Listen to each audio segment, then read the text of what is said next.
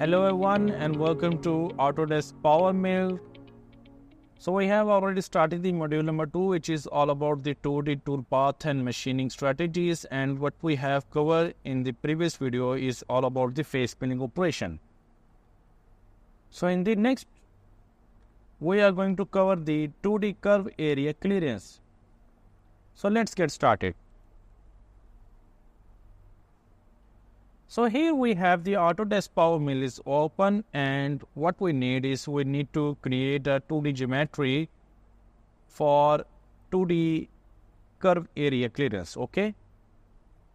So for this purpose, we need to create a geometry, or we can import a geometry from the other softwares like Autodesk, AutoCAD or SolidWorks, PowerShape,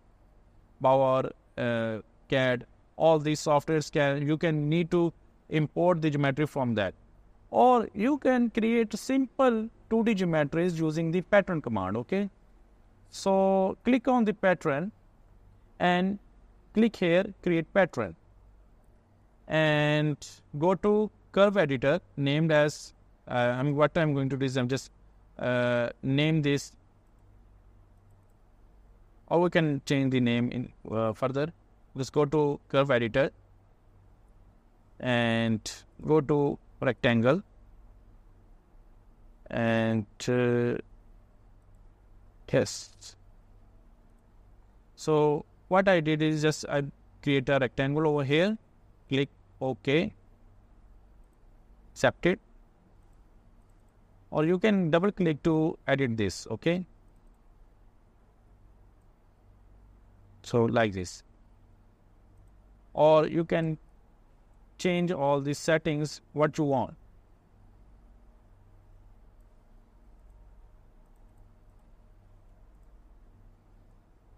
Let's say that I'm going to create another rectangle.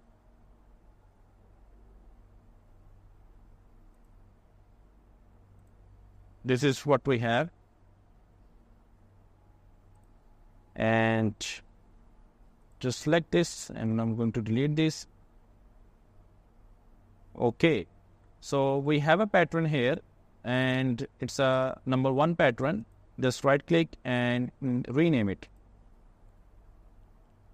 2D curve area clearance.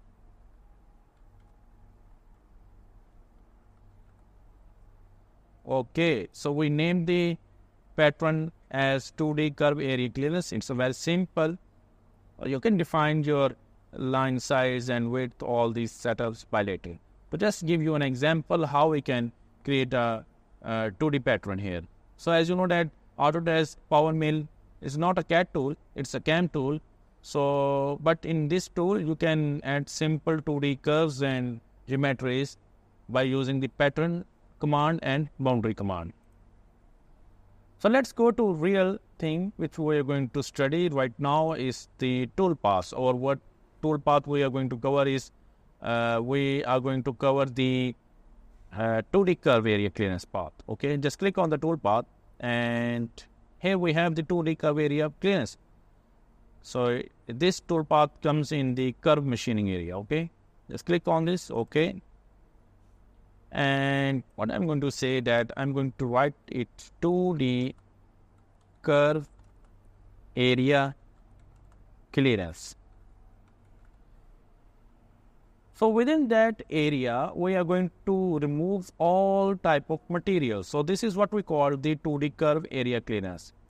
So this is a 2D curve, and within this region we are going to remove all materials, or we can say that within this region the outside of the material will be removed. Okay, so this is done in the 2D curve area clearance. It's a simple operation. Just go to work plane. We don't need to create a work plane because we have defined it by the PowerMill Autodesk. Okay, just go to block and set the blocks. Okay, so what I say that I'm going to set the block according to the type. So what type is, we have an active pattern. Okay, so calculate it. So it automatically calculates the active pattern, say that the active pattern is in a size of 166.2 or something, or in Y direction we have 96, and in Z direction we don't have any thickness because it's a 2D.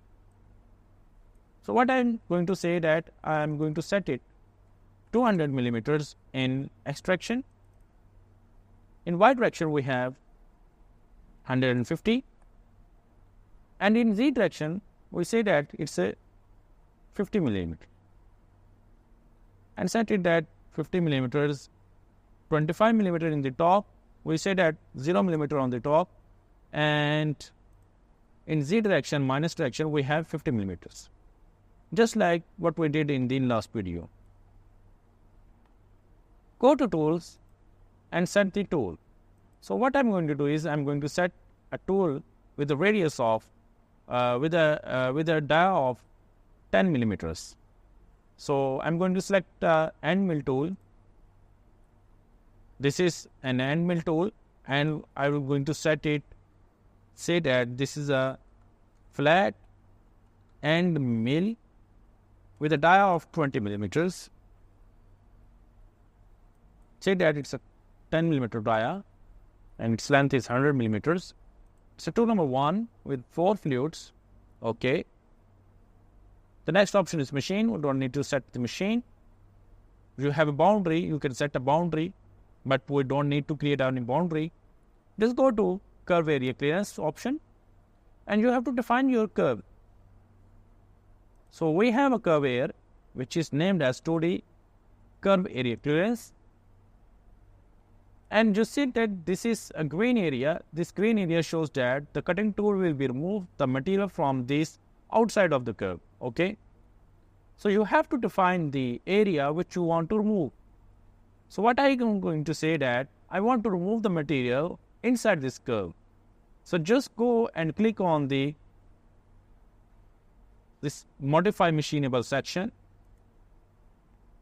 And you see that here we have defined the tool, the start position, and the direction where it goes. So tool is outside the boundary. Just go and click on the reverse side. It will definitely go inside side. This color is green, and this defines that the cutting tool will work inside of this boundary. Okay. Or if you want to set the climb milling direction or conventional direction, it will be defined by this. Or in any direction, it will automatically set it by default. So we say that we are going to set the conventional milling operation. Click accept. Okay. So next thing is lower limit. You have to define what is the depth of this pocket or this curve area. You have to define the Z direction. So how much amount or maximum amount you want to remove from this pocket area. So what I say that I'm going to set it minus 10 millimeter. So it shows that minus 10 millimeter will be removed from this area. And what will be the style of cutting this area is the raster or the offset.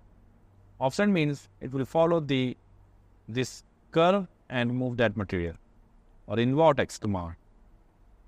So the best way is to set it raster or offset way. So I'm going to set it raster. I have set it the tolerance, or we can say that tool path accuracy is 0.01 millimeter. Direction is climb milling. Curve thickness is 0, and the step over is 10 millimeter. So the cutting tool diameter is 10 millimeter, and we have already set the 10 millimeter of or step over. So set it defined as 50 millimeter. So the 50 millimeter of 10 millimeter is 5. Okay. Just go to next option, which is cut distance. You have to define the stock, that how much you have stock in limits. Okay. So my stock is 2 millimeter. So no, I don't need 2 millimeter stock because the depth of the stock is 20 millimeters. So set it at 20 millimeters. You have to define the step down, that how much amount of cutting tool will take down the cutting tool in the workpiece and cut the material. So it shows that in vertical position it will take 2 mm step to cut down the material. So total step down will be 10 because 2 into 10 is equal to 20 mm. So it will take 2 mm down and cut down the material, and every time it will take 2, and total depth we required is the 20 mm. The horizontal step over is 5 mm. As you know that we have set in the step over is 5 mm for this case, so we have defined it 5 mm. Just don't need to change other settings. Go to rapid moves. We have defined the toolpath work area as a by default setting. Click on calculate area and we have to set the speeds. So we have defined the cutting speed 25, feed 1500 mm, plunge 150, and skim feed is this. Just click on the calculate to get your desired results. Shows that the plunge moves into stock visit at the start of the some toolpath segments. Just ignore this warning and click OK. So what you see over here is the cutting tool path is created, and it will take 2 mm step down to remove the material. Okay. So just click on this front and see this. So what we have here is 1, 2, 3, 4, 5, 6 steps to remove that material. So let's go and check out how it looks like. So go to simulation and click on the entity. So we have the 2D curve area clearance. It automatically selects the tool, and let's click to play your simulation.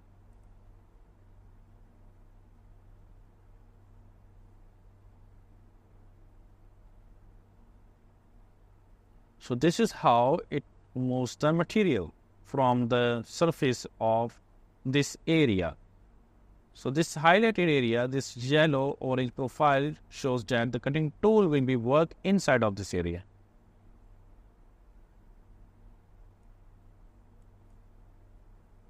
So it has taken the next step of 2 mm and going down.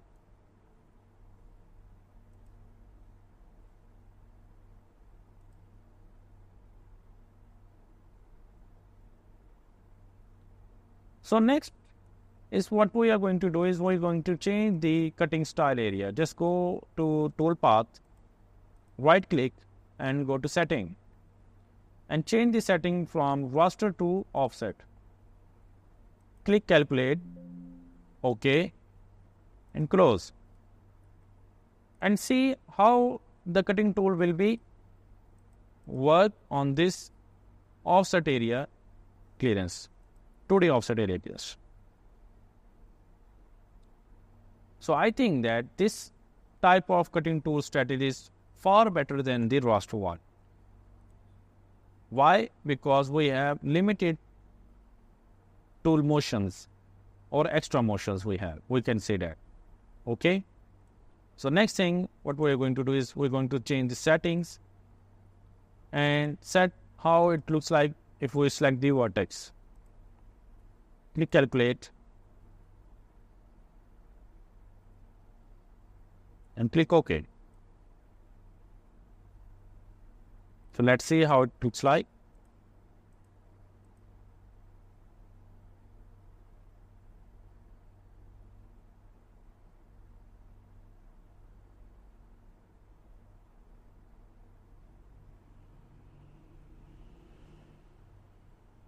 So this is how the vertex operation is working.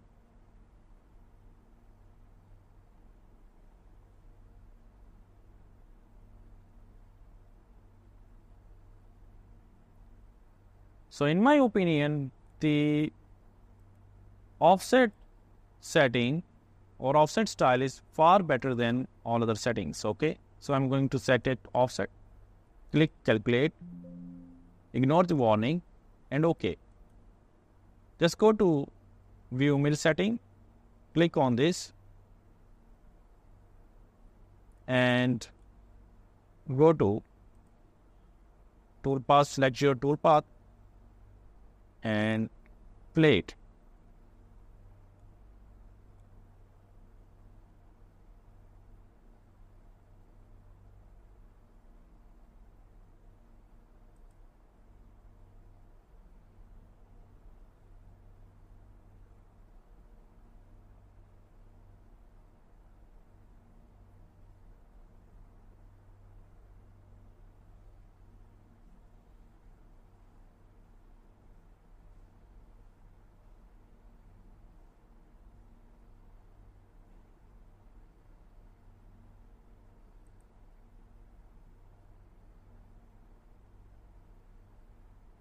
So this is, as you know, that this is how it looks like.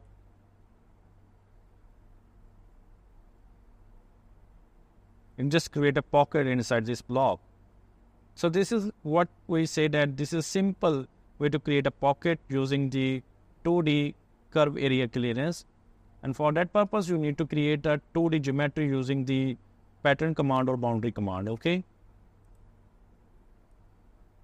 So I hope you understand how we can create a 2D curve area clearance, and this is how it works. Okay.